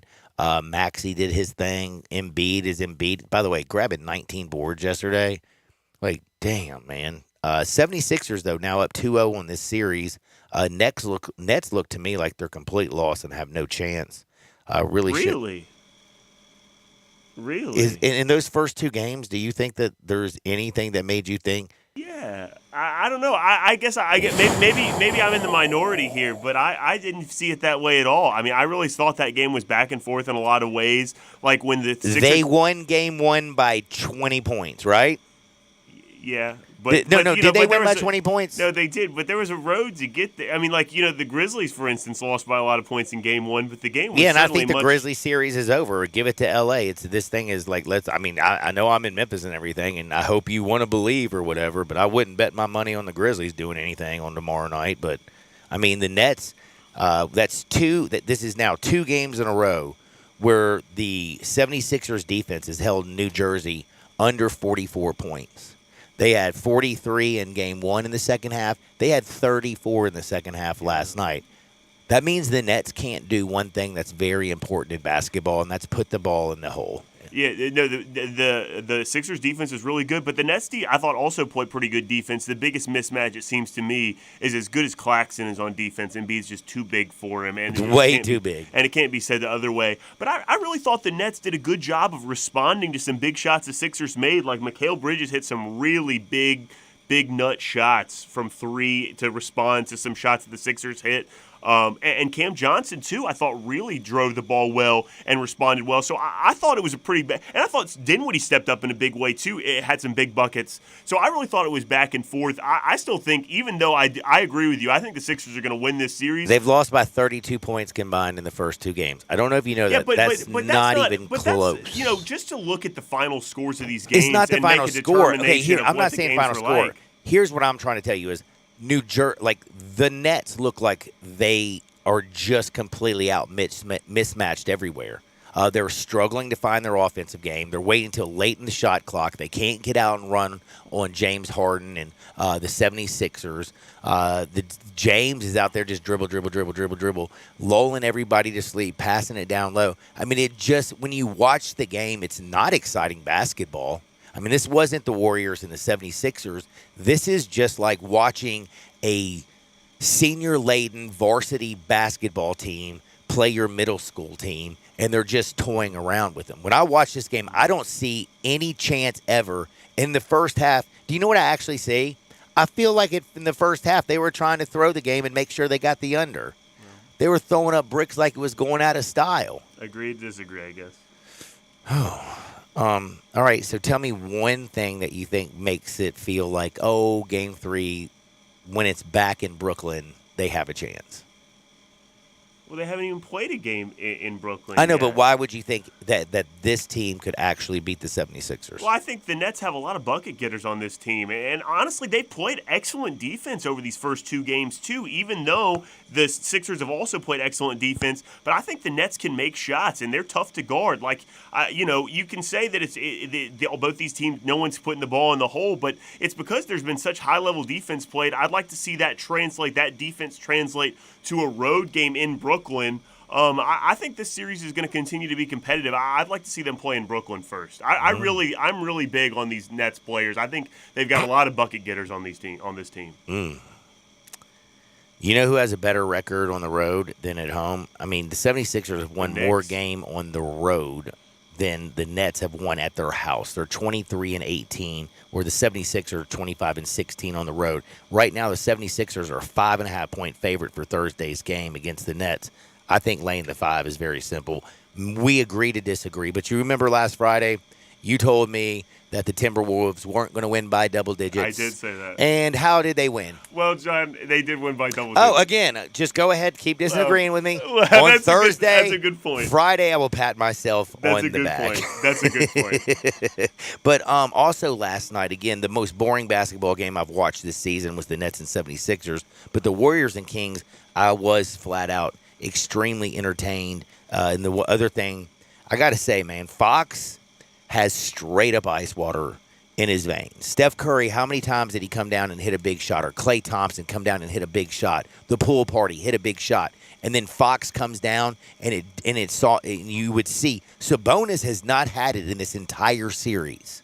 He has been off. He's not hitting free throws. You saw when he had the technical free throws, goes to the line all by himself. NBA player bricks both of them. He came up so short it barely touched the rim. And I mean, I'm talking about just the tip, just the little tip. Sounds like Sabonis' whole life. But the point is, like, he's not even playing well.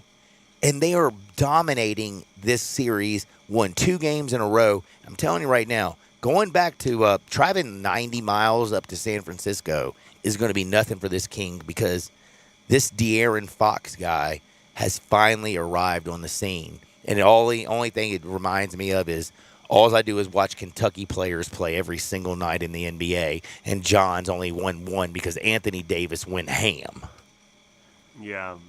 Which one do you want me to respond to? The Kings and Warriors? Do you want me to respond to the John Calipari opinion? However you feel, sir. I think I'll do the Kings and Warriors. Yeah, De'Aaron Fox has been great. I thought Sabonis played really well last night, honestly. He had 25 or whatever. I really was impressed by him last night for the most part. But I don't see the series being over the way you do here either, to be honest. I think the biggest advantage that the Kings have had so far, outside of being on their home court, the bench. The bench for the Kings has been dominant in this game. Malik Monk had 30 in the first game. Monk's first 2 games, both games, and I think have been very, very effective. Yeah, and even though he didn't score last night. Oh, by the way, where'd Monk play? Kentucky. But just another Kentucky guy. Well, Okay. Hey, where'd Fox play? One thing at a time. I think the bench is such a huge advantage for the Kings in this series so far, but the Warriors have really been right there in both of those games. Like, there's one or two shots, one or two possessions down the stretch of the basketball game. And honestly, if you fix the second quarter last night, I think the Warriors dominated 3/4 of that basketball game. They just turned the ball over way too many times in the second quarter to come back from. So I think the Warriors... Wait. The Warriors dominated what? I think the Warriors... Did you snort Coke last night and watch the game? I really think the Warriors... They won one quarter, and that was the first. They were dominated in the second quarter. They were dominated in the third. They were outscored by 2. But, I mean, they hit a couple late shots with like 50 seconds, and they got 2 quick buckets. And then they was, 31-31 when the game was already over, and you're up by, 8 points? Like, they only outscored the Kings by I'm not in just one talking quarter. about the ball going through the basket. They were playing really good basketball, getting the mismatches they wanted to on offense and exploiting them really well. I mean, truly outside of that second quarter. They had 20 effing turnovers. And a bulk of those came in the second quarter. That's what I'm saying. If you remove that second quarter, I think the Warriors were the better team for 3 quarters yesterday. And for that reason, I can take a little bit of positivity, the Warriors going back home. And so if they take care of these 2 in Golden State, I think they do win these 2 in Golden State. All you got to do is win 1 in Sacramento. And these first 2 games, I think the Warriors can win 1 in Sacramento. And I still think the Warriors win this series. Lunch for a year on me, or just 1 week on you, and I got the Kings. John, I'm a year. I'm just saying what I think. I'm not trying to make a bet against you. I'm just, from what I've seen, I still have confidence the Warriors can win this series. I'm not trying to be predictive or act like any prediction I make gives me any sort of credibility on talking about basketball. It's just what I've noticed. Oh yeah, the other thing I was going to say. Hey, where'd Trey Lyles play? He played at Kentucky. Hey man, how they got like 3 Kentucky dudes on this Kings team? Just the Kings. I think I'll address this now too. I think that using their NBA prowess after the fact to assess how good a team would have been in college is very misguided because of how much development takes place by these guys once they get to the NBA. These are 18-year-olds you're assessing as they're 25 to say that John Calipari should have done more with these guys.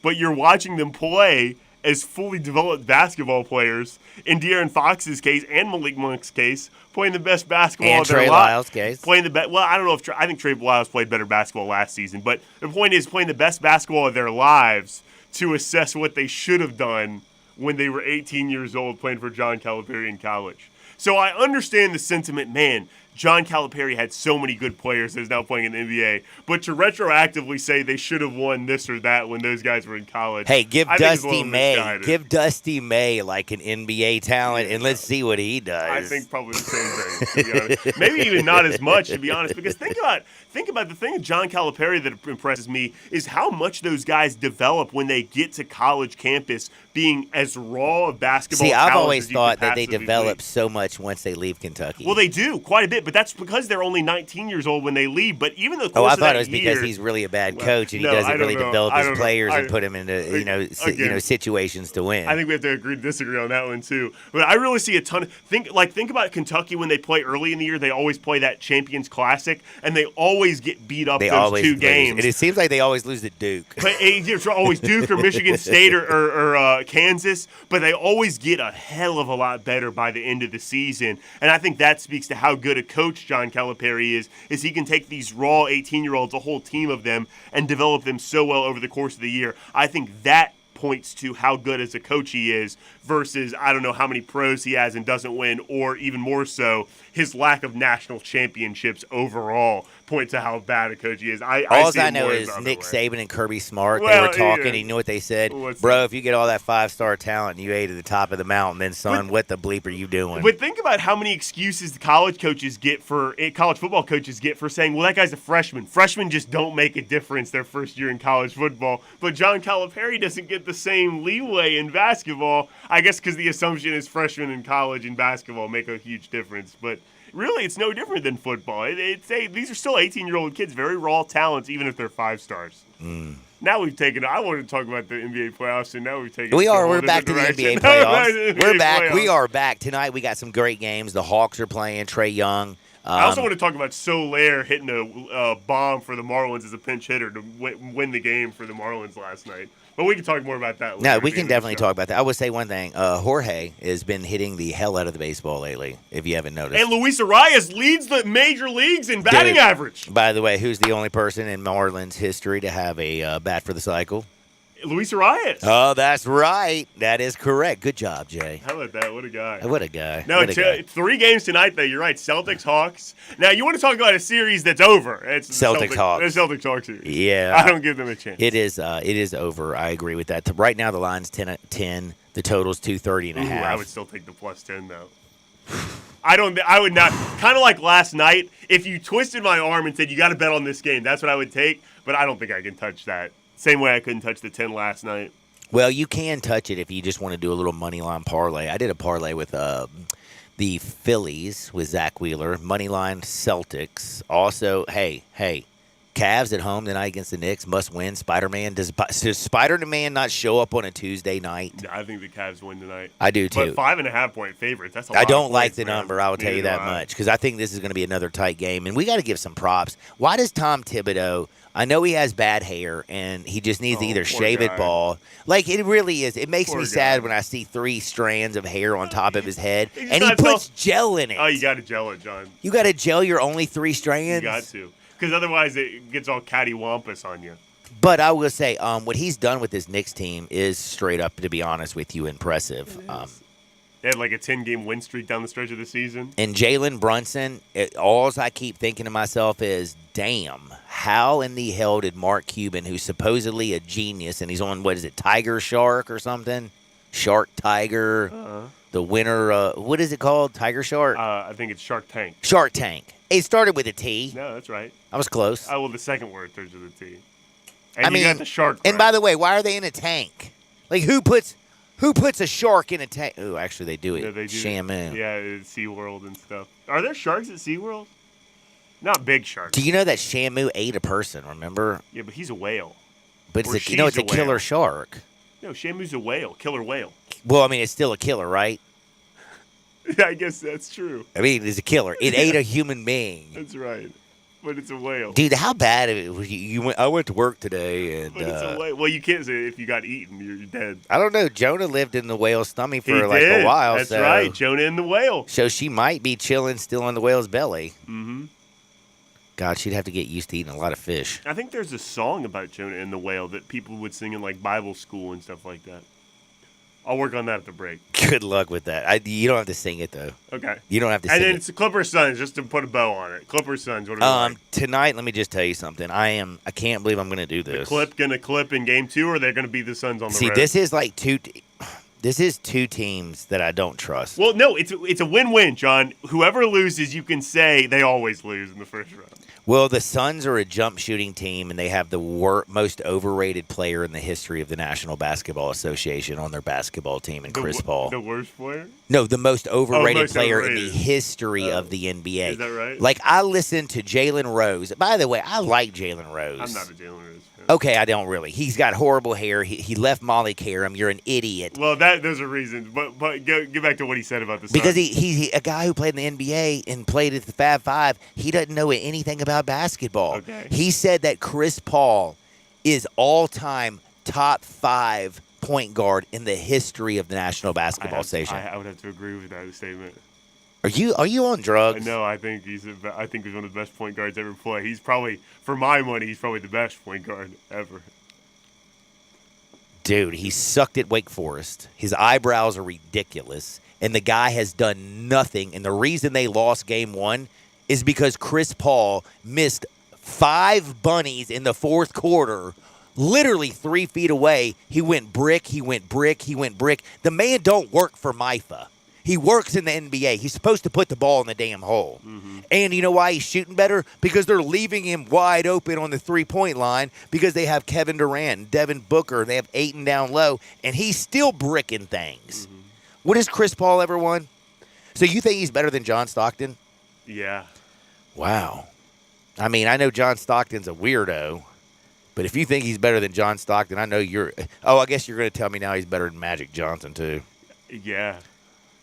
You think Chris Paul is better than Magic A Johnson? better pure point guard, yeah, I think so. If we're just talking about the point guard conversation, yeah. Magic, by the way, I don't know if you know this, 10-time All-NBA selection, a Hall of Famer, 3 times a Finals MVP, 12-time All-Star, and one of the greatest point guards of all time. Yeah. And you think Chris Paul is better than Magic? I guess you're going to say he's also better than, and you said John Stockton, which is absolute lunacy. I think the 2 best pure point guards for my money are probably Chris Paul and Steve Nash. Wow. Those would be my top 2. So you're now going to tell me that Chris Paul is also better than Isaiah Thomas? As a pure point guard, yeah, I think so, yeah. How many titles does Chris Paul have? Did you know that Isaiah Thomas was a Finals MVP? Did you know that? But Chris Paul has never been in a Finals, though. I know because he has, and they lost. Suns were in the Finals just a couple years ago. Oh, you're right. In the bubble. And you know what he did? No, that wasn't He's the the bubble. reason they The year lost. Before the bubble, right? The year after. After the bubble. This guy, Chris Paul. Well, He's not better than Steve Nash. He's not better. You know what? This is going to be blasphemous. But I would take even Jason Kidd's non-shooting sorry ass over Chris Paul. And even him coaching. Well, that's fair enough. Unbelievable. Well, that's fair, John. What about the Big O? Oh, wait, we didn't even bring up the Big O. So he's better than Oscar? Yeah, I think my statement stands for itself. 901-360-8255. Do me a favor. I would take right now John Moran over Chris Paul, and he's got a broken hand. That's fair enough, John. You know who else I would take? I would take Caitlin. Isn't that her name? The girl for Iowa? Caitlin Clark.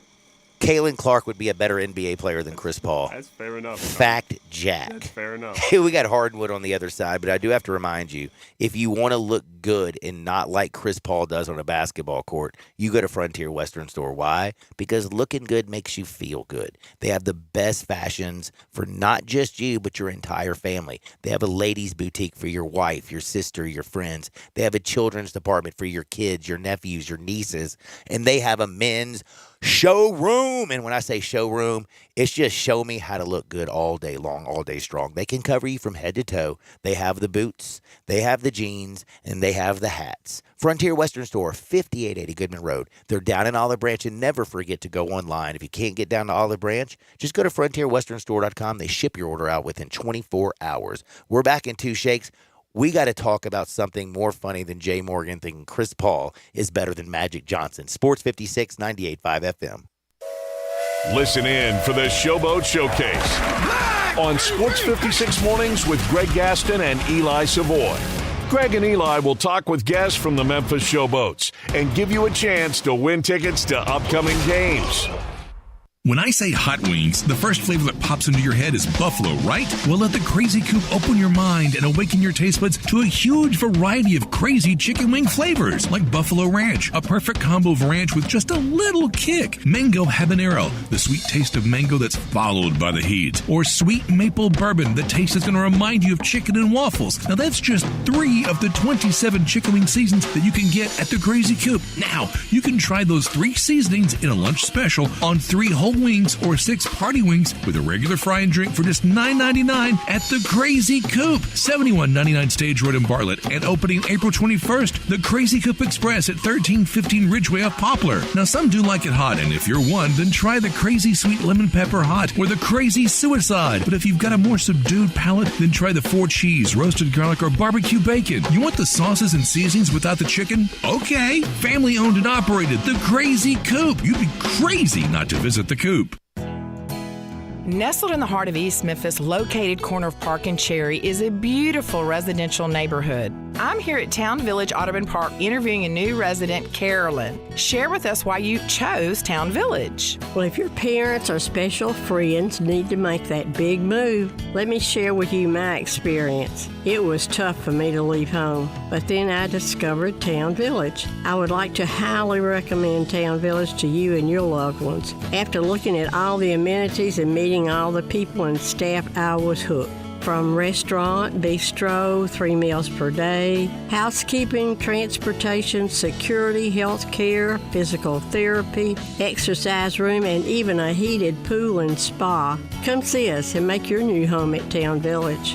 Visit us and call Daniel at Town Village Audubon Park at 901-374-7342. There's no place like home, Town Village. All 650 acquisition fee, 30,000 miles, 20 cents excess mileage, Forte PE 581,348, MSRP 21,690, Sotos P 745,878, MSRP 24,840, Soul P 7205,317, MSRP 22,250. Includes all rebates and incentives. Must finance through Hyundai. Excludes tax and license with approved credit. See dealer for complete details. Offer valid through 4/30/23. Dealer stock only. Warranties. A limited powertrain warranty. See Kia.com or retailer for details. Hey, Jeff Allen, I'm ready to get on the road for better days ahead, and I know Kia's the way to go. What do you got over there at Gossett Kia South Mount Moriah? How about 2023 Kia Forte LXS 41 MPG $249 a month, $27.99 due at signing, or take your pick from these great SUVs. 2023 Seltos LX all-wheel drive, $29.99 due at signing, or a 2023 Kia Soul LX, $27.99 due at signing, only $269 a month, all 36-month lease. Plus Kia's 10-year, 100,000-mile powertrain limited warranty. And if you don't see it, I'll order exactly what you're looking for. So whether you live in Horn Lake, South Haven, Olive Branch, or Memphis, you'll be happy at Gossett Kia on Mount Moriah. 2680 Mount Moriah or KiaMountMoriah.com. Hi, this is Lauren Choate with Choate's Air Conditioning, Heating, and Plumbing. Did you know Willis Carrier invented the modern air conditioning system in 1902? Since then, a lot has changed, but one thing that hasn't is being comfortable in your home. Choate's prides itself in creating the most comfort possible with each one of our customers' HVAC systems we install. We believe the best system on the market today is the Carrier Infinity System. It has the ability to save up to 50% or more on your utilities compared to your existing HVAC system and is tailored to enhance your comfort with its state-of-the-art green speed technology. Right now, Carrier is offering up to 72 months, no interest financing, or rebates of up to $1,650 on a new Carrier Infinity system. Don't miss this limited time offer to have a more comfortable home. Give us a call today at 347-8086 or visit us at ChoatesHVAC.com for more information. Turn to the experts with Choates. And remember, let our family serve your family. If you want to make money in sales, Flynn Broadcasting wants you. If you can sell, Flynn Broadcasting has a great career waiting for you. If you can sell, we have great benefits, salary, commissions, sales leads, and a great place to work. Can everyone sell? No. But if you can, Flynn Broadcasting wants you. Apply today at jobs@flinn.com. Start your career today at jobs@flynn.com. Flynn Broadcasting wants you. Today, I consider myself the luckiest man on the face of the earth. Now, back to Sports 56 Happy Hour on Sports 56 and 98.5 FM. This hour is brought to you by Tito's Vodka. Here once again, Johnny Radio.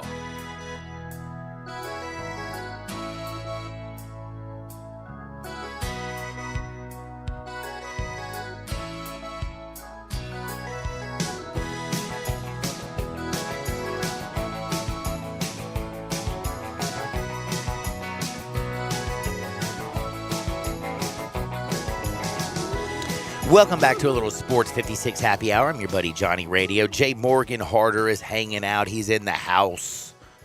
And we've been talking everything, man. I'm in the studio. Yeah, you are in the studio. Yeah. But you're in the hizzy. In the hizzy. Because we busy, man. We busy in the hizzy. We've been talking NBA. We've been talking a little NFL draft. We've talked about everything. We didn't even talk about MLB today, which is crazy. Which is crazy. Usually we're filling it up with MLB talk. Yeah, I have to say, one reason I'm just not all up in the MLB right now is it's kind of simple. I've been terrible.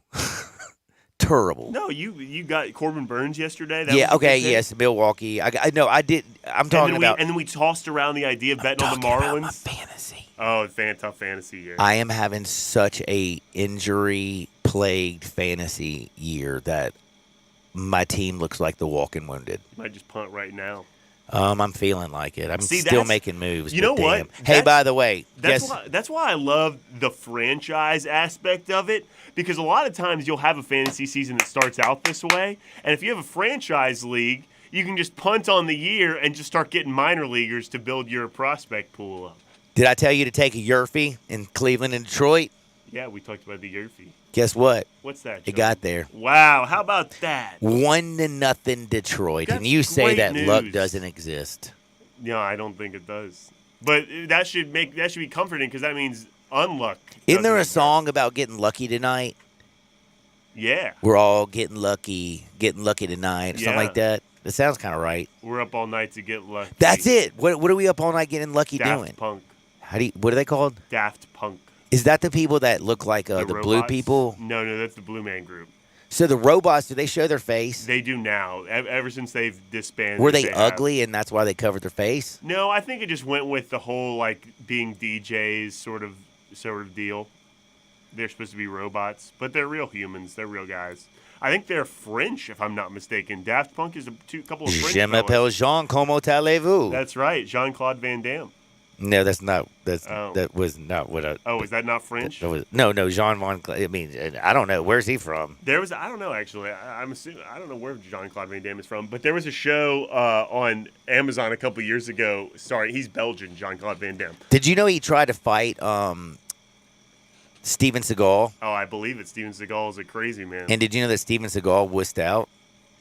Also not surprising. Have you ever seen the video of Steven Seagal doing the demonstration with a bunch of stunt people as they just go flying through? Very funny. Anyway, I was going to say Jean-Claude Van Damme had a show on Amazon a couple years ago called Jean-Claude Van Johnson, where he went where it was the actor Jean-Claude Van Damme went undercover, and his idea for the name to go undercover with was the same as his name, but instead of Van Damme, it was Van Johnson. And the whole premise of the show is everyone was fooled by his undercover persona. Very funny premise. Not a good show, though. Not a good show. Very funny premise. Interesting stuff. Do you know what else is interesting? What, John? Tito's handmade vodka. I'm telling you right now. I can't say $32.99 because, man, now the local watering hole, $33.99 for a full handle of Tito's handmade vodka, which is naturally gluten-free. It's made from corn. It's crafted and distilled right here in the United States down in Austin, Texas, and it has a unique flavor, slightly sweet. Black pepper note balances everything out. Doesn't matter if you're crafting a cocktail or drinking it neat. Do me a favor. If you're going to get it on with a little bit of Tito's. Let's go to Hardwood. This is Access Hardwood. JJJ. I see you over there. Do you? Well, it's glass, John. I can see through glass. You can. You make a better door than you do a window. I like it. John, are you looking at me to kick us off here today? Well, you said to me earlier during the break that you had something hilarious. You always say this, and it always sets me up for a terrible story because what if people don't find it hilarious? You're setting expectations so high. Furthermore, I never say it when you say I say it. You always just say that I'm saying things are hilarious, and I never said that. Well, they're supposed to be. But I do have. That's what our goal is. But we'll see. I don't want people's expectations to get too high. Well, we've been big on the Cocaine Bear saga as that movie just came out to critical success, if I do say so myself. Was it successful? About 50-50. Some people understood it and understood what they were doing and got it. Other people were like, this is stupid. Did you know that somebody got married by the Cocaine Bear? Is that right? Did you not see that? No. Do you know that the real Cocaine Bear is actually stuffed in a museum? Wow, really? Taxidermy. I mean, it's a cocaine bear. Taxidermy. The thing is, though, it's kind of weird. They just put a little bit of you know what whiteout is? Yeah. They just drew a little whiteout around the bear's nostril. To make it look and that's how you know it's the cocaine bear. Remnants of cocaine. Well, anyway, John, a woman in Earls Cove, British Columbia, said that her parked car, she was getting groceries out. She walked inside and she left a few of the groceries in the car. Mm-hmm. When she came back out, she saw a black bear had ripped the vehicle open. It was a Jeep. And had guzzled 70 cans of soda. The story says pop, but you're not going to find me calling soda pop. Soda pop. Anyway, bears chugs 70 cans of soda. Now, do you think that this massive amounts of caffeine and sugar intake made the bear like the cocaine bear, John? Would you be scared of that? Because the real cocaine bear just passed out when it... Well, no, it had a heart attack. Yeah, it had a heart attack. It had a heart attack. And whereas this bear seems to be alive and well. So the woman said she had 72 cans of soda in the car. The bear drank 70 of them. I just want to bring this person like this up. That woman should be taken to prison. Why? There's no reason for any human being to have 72 cans of soda, period. It was Orange Crush. Do you know how bad that stuff is for you? Well, maybe she was having a party or something. I don't think it was all for her. Well, then, so what are you going to serve? A bunch of Orange Crush at your party? Yeah. Like, what are y'all going to do? Yeah, that actually sounds great. I love Orange Crush. Like maybe a outdoor barbecue. It's perfect for Orange Crush. No. Maybe like if you're binging, playing a bunch of video games with a bunch of folks, Orange Crush, a great drink to play video games to. I guess. Maybe not. Yeah, because the sugar keeps you going. Got a little caffeine in there, too. It's a good combo. The bubbles are horrible. Whereas that's fair. Good point by you. But sometimes if you drink like these giant caffeinated beverages that have like the Red Bulls or even the Celsiuses of the world, if you get too much of that caffeine, it kind of negates the powers of alertness and being up and ready to go because you get too jittery. Whereas Orange Crush seems like the perfect amount if you just continue to drink it, the stability of energy and focus over a longer period of time. But it's worse for you. So, 6.5 dozen. Stability. Okay. Ability. So Well, by the way, what happened? Like, was she able to file a claim with her insurance? Yes, actually, yes, she did file. She's hoping the insurance will cover some of the damages, but the bear just did it and then walked away. Oh, I also just saw the woman has a food truck, so the soda is for her food truck. She sells Orange Crush. All right, that makes a little bit of sense. There you go. Makes a little bit more sense. How about that, John? Kind of have to say that's actually not a bad story. Okay. Do you know who the Cavender twins are? Yeah, the girls at Miami. Yeah, the two blondes. But they're transferring. They're twins. They're not transferring. I believe they are, actually. Their school is over, dude. Like, I don't even know how many times I have to tell you this. Their playing college basketball days are over. Do you know what they're now? Remember when Dustin Starr came on my show? What did I tell Dustin Starr to do? To book them on Memphis Wrestling. I said, call up the Cavender twins. I said, you can get Haley and Hannah, and they could be the next Bella twins for Memphis Wrestling. Did I not say that? Yeah. Well, guess what happened today? What? WWE has now reached out to the Cavender twins, and they're bringing them in, and they're going to, man, this is insanity. They are going to go into the WWE, which is hilarious, career school. There's a career school for WWE. Did you know that? I did. So they're going to do this. They now make $850,000 a year in their name, image, and likeness. They're taking it to WWE, and WWE says that they can keep all their name, image, and likeness money, but they will get prepared because Jimmy Kimball or whoever this new senior vice president guy, head of strategy, said that the Haley and Hannah Cavender twins are going to be the next move in women's wrestling. How come I was on top of this before everybody else? And I'm not even a wrestler. It's true. I told Dustin Starr if he would have invited them here first, don't you think that they would have to be like, you know what? We committed to you, Dustin. No, I don't think so, because they've already transferred from 2 schools. Yeah, it's a good point. That is a good point. This one, the university got in trouble because of the way the NIL money was handed to them at Miami, and they still transferred away. So no, I don't think they have any loyalty. Their loyalties are to themselves, the Cavender twins. And I just want to ask them. you: are you a Haley or a Hannah? Who do you like more? I think I wouldn't want either of them alone. They're better together. I'm more of a Haley. Okay. Like, I don't know. She just seems like she has so much more personality. All right. Because they look exactly alike. That's right. Identical twins. John, I've got a story for you that you might not be interested in. Do you ever watch shows on Amazon?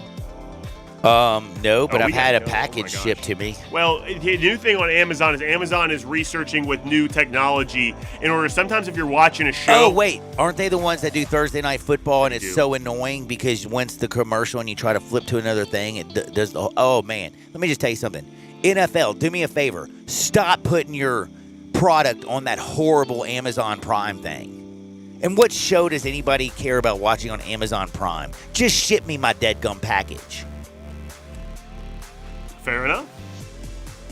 I had a story, but I realized it right after I started it. We're kind of close to a break here, though, and I think get it out as fast as you can. Your statement punctuated the segment much better than what I'm going to say did. Yeah, Amazon Prime. Please. Just do me a favor. Send me my package and get off my television. Yeah. That's usually a much better take than anything I was going to talk about. Hey, by the way, do you know they discovered a bunch of stuff under the ocean? What? Yep, they did. Wow. There's things under the ocean. Like but we what? don't have time to talk about it. We really don't. We'll do Save that it for tomorrow. Save it for tomorrow, but it's some wild stuff, but we do have to get to bets on the other side. It's time to make that money. Sports 56, 98.5 FM. Broadcasting from the Family Leisure Studio, we are Sports 56 and 98.5 FM.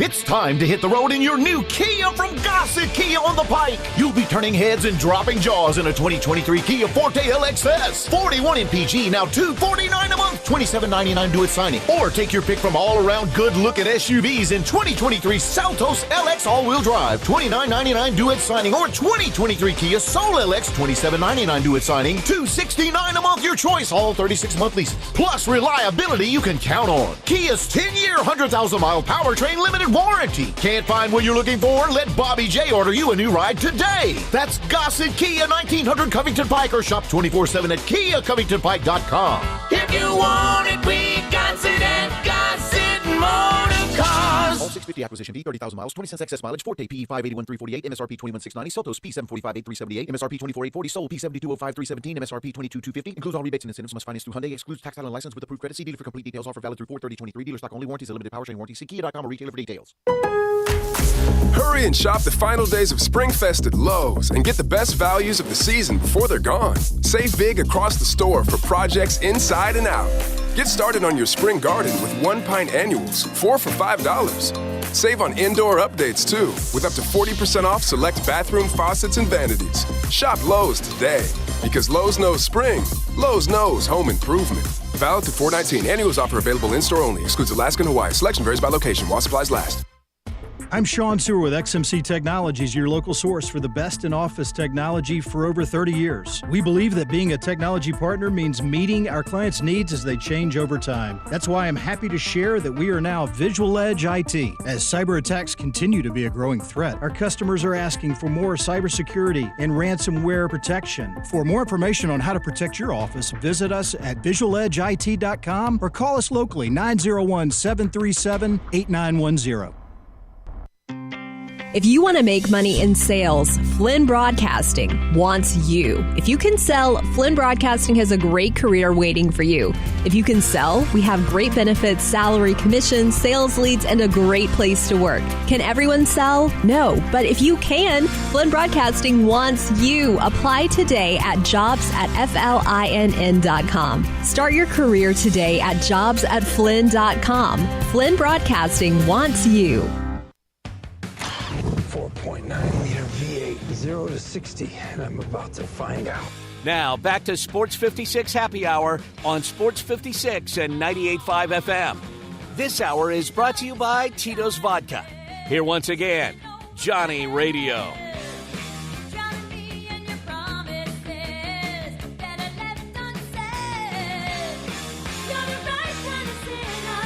Welcome back to a little Sports 56 Happy Hour. I'm your buddy Johnny Radio. I hope you're having a wonderful Tuesday out here in the Mid-South. The weather is beautiful, and we got basketball wall to wall. We got day baseball as the Guardians are playing the Tigers. 3 o'clock, you're going to have the Phillies. By the way, who are the Phillies playing?